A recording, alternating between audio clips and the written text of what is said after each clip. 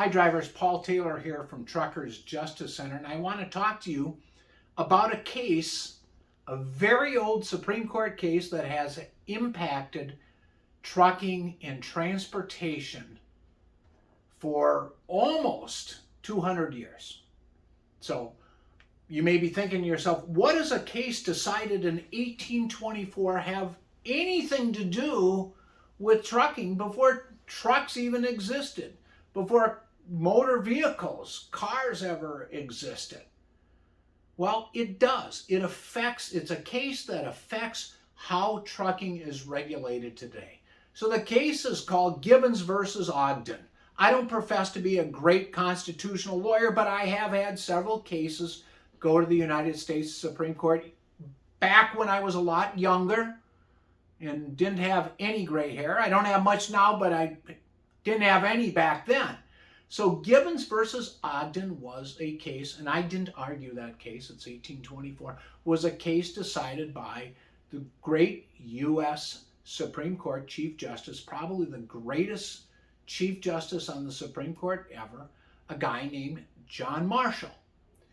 And Gibbons versus Ogden defined what is the scope of the Congress's authority to regulate interstate commerce.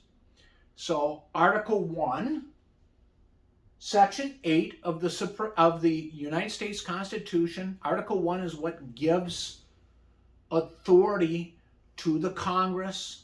Article 3 gives authority to the courts.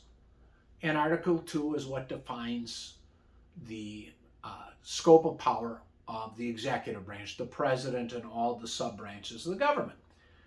So Article 1, Section 8 says that Congress has the authority to regulate trade and commerce among the Indian tribes and among the states. Now, mind you, there wasn't an interstate highway system then. There wasn't air travel. There wasn't a lot of trade among the states or people of citizens of different states. What you had is if somebody was a farmer or a grower, they sold to the local community. If they're a blacksmith in Boston, they're not, making horseshoes for somebody in North Carolina.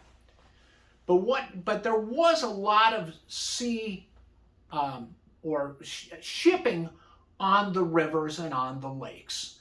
So there's this guy named Fulton who gets this franchise from the state of New York, a monopoly on providing providing shipping within interior lakes within the state of New York. And so, Fulton has that franchise, and a guy named Gibbons wants a piece of the action. And New York said, oh, no, Fulton's got this exclusive franchise, and Fulton gets to, let people sort of operate under his operating authority, we would call it today. And this went to the Supreme Court, and the Supreme Court said, no, this lies, even though it's wholly within a state, this lies within jurisdiction. This is a navigable waterway, and this involves trade in interstate commerce. So what happens is, all of a sudden, Fulton loses monopoly, and the Supreme Court said, no, this is something our founding fathers, in enacting the Constitution, adding certain amendments to it, in 1787 through 1789 and up in today. But this is the actual founders when they, after independence, and people think we had a constitution right away. No, that came in later. We had what were called the Articles of Confederation. But this was the first activist court decision of the Supreme Court. So it gave Congress broad authority that today really leads up to where the question is, where does the FMCSA's authority come from? Where does the federal government's authority come from to deal with interstate trucking, even if it's solely within a state, because it's interstate commerce?